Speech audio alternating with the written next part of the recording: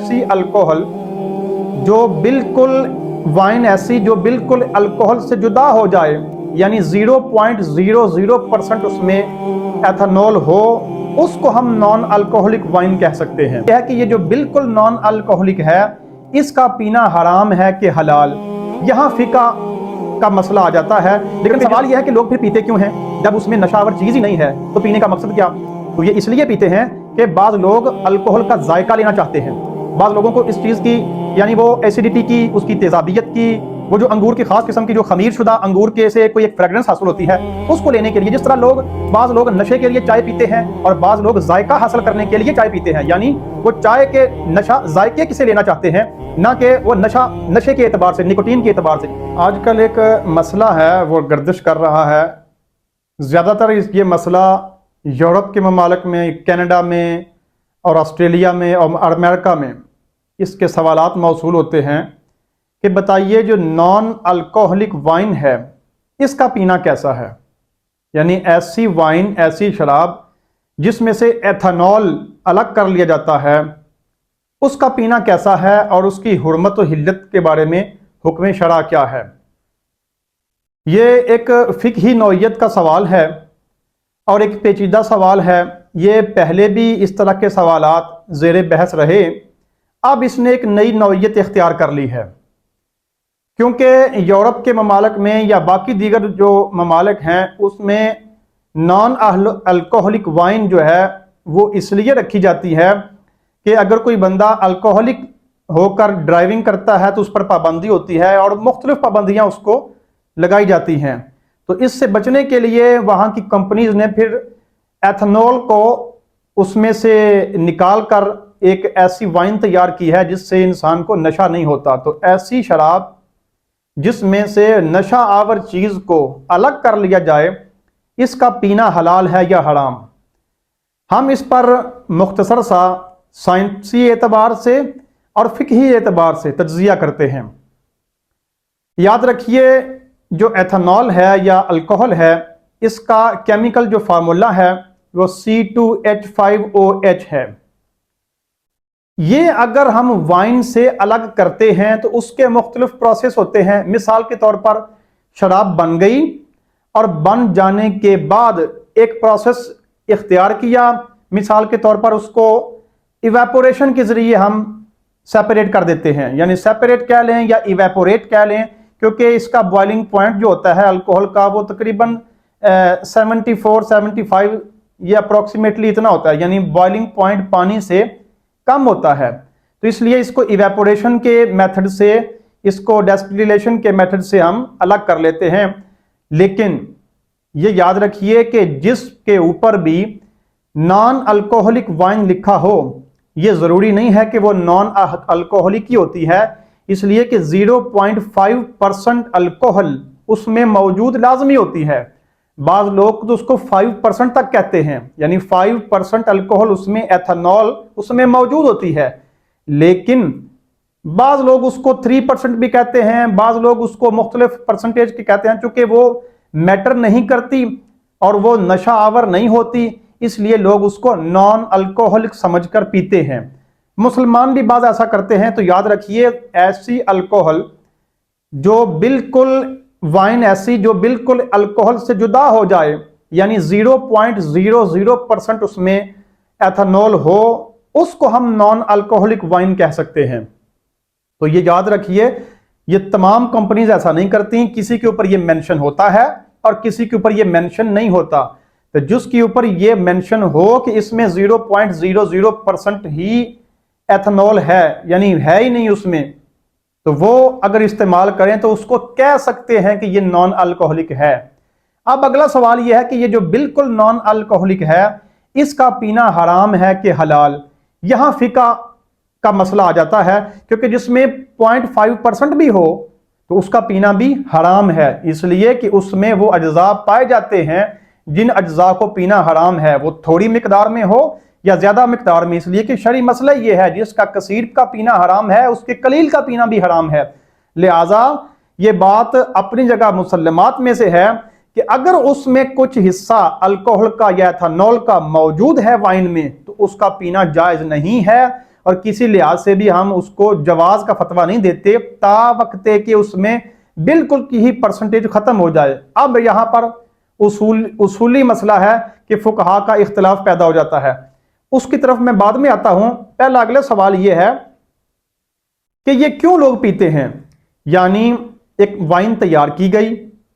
اور اس میں پہلے ایک پروسیس ہے، اس کو تیار کیا گیا کیمیکل فارمولیشن کے ذریعے، اس کے بعد اس میں سے ایتھنول نکال لی گئی۔ ہاں، یہ لوگ بعض ایسا بھی کرتے ہیں کہ اس کو ایتھنول بننے سے پہلے ہی اس کو کنٹرول کر لیتے ہیں تو نان الکوہلک وائن تیار کرتے ہیں، لیکن وہ پروسیس کیمیکلی لحاظ سے مشکل ہے۔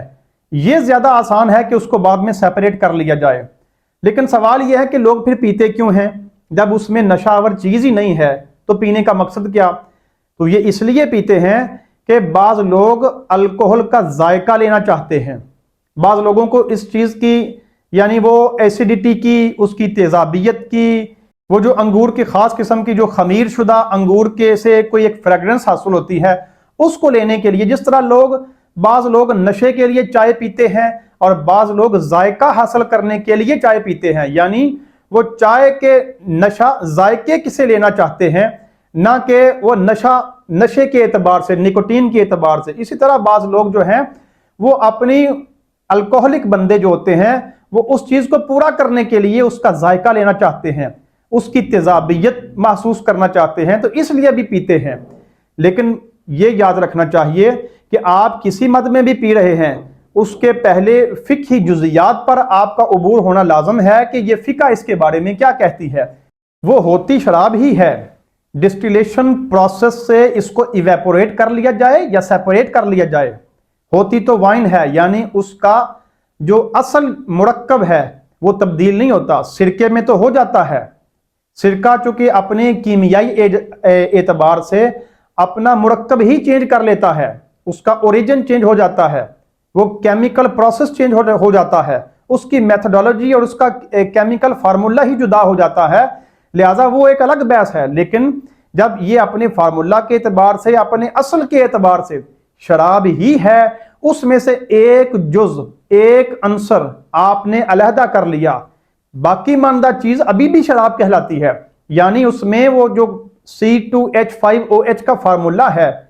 وہ تو اپنی جگہ آپ نے سیپریٹ کر لیا جو الکوہل کا فارمولا ہے، لیکن شراب کی جو باقی اجزاء ہیں، وائن کے جو باقی اجزاء ہیں جو مل کر وائن کہلاتی ہے، وہ تو اس میں سارے کے سارے موجود ہیں۔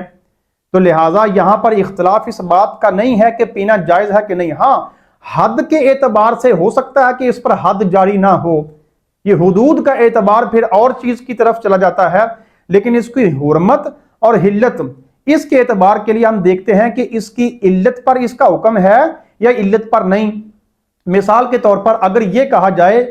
کہ شراب اس لیے حرام ہے کہ اس کے پینے سے عقل میں فطور آ جاتا ہے، اب دیکھنا یہ جاتا ہے کہ علت کے معدوم ہونے سے حکم بھی معدوم ہو جائے گا،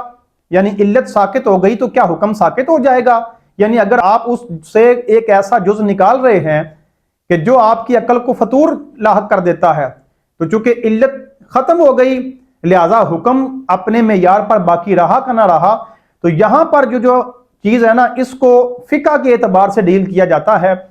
تو یاد رکھیے یہ جو علت کی بحث ہے، پہلے ہم یہ دیکھتے ہیں کہ یہ علت کون سی ہے۔ یہ علت کی مسئلہ سمجھا دوں۔ دیکھیے قرآن پاک نے مختلف ہمیں حکم دیے ہیں، ساتھ اس کی علت بیان کی ہے۔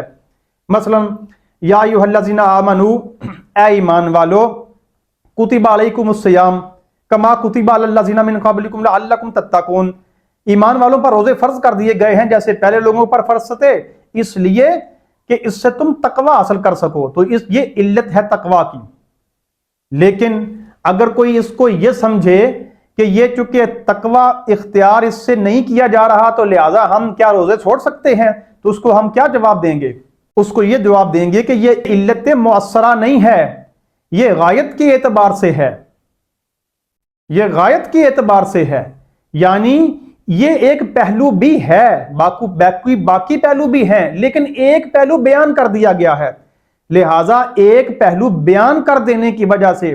یہ نہیں کہا جا سکتا کہ یہ حقیقی علت ہی یہی ہے، یہ علت منصوصہ ہے، یہ علت مستنبع نہیں ہے، یہ آپ ایسے نہیں کہہ سکتے۔ شراب بہرحال نان الکوہلک ہو یا الکوہلک ہو، اگرچہ وہ اپنی شدت کے اعتبار سے، شراب اپنی شدت کے اعتبار سے جو نان الکوہلک ہے وہ کم تو ہو جاتی ہے، لیکن حرمت کے مسئلے پر ہمیں وہی قانون اختیار کرنا چاہیے جو قانون ہمیں اللہ رسول نے دیا ہوا ہے۔ ہاں یہ ہو سکتا ہے کہ اگر اس میں استحالہ ہو جائے، یعنی ایک چیز کیمیائی اعتبار سے دوسری چیز میں منتقل ہو جاتی ہے، یعنی اپنے کوئی اور چیز کا مرکب اختیار کر لیتی ہے، تو پھر تو اس میں حلت کا فتویٰ ہے، جیسے کہ سرکے میں ہے۔ لیکن اگر اس کی اجزاء اپنی اصل کے اعتبار سے ویسے کے ویسے باقی رہتے ہیں، اور کیمیکل پروسیس اور کیمیکل میتھڈولوجی اور کیمیکل فارمولیشن وہ سیم کے سیم رہتے ہیں، تو پھر ہم یہ کہہ سکتے ہیں کہ شراب اپنی اصل کے اعتبار سے شراب ہی ہے، اور وہ واقعی ایسے ہی نجس ہے جیسے شراب نجس ہوا کرتی ہے۔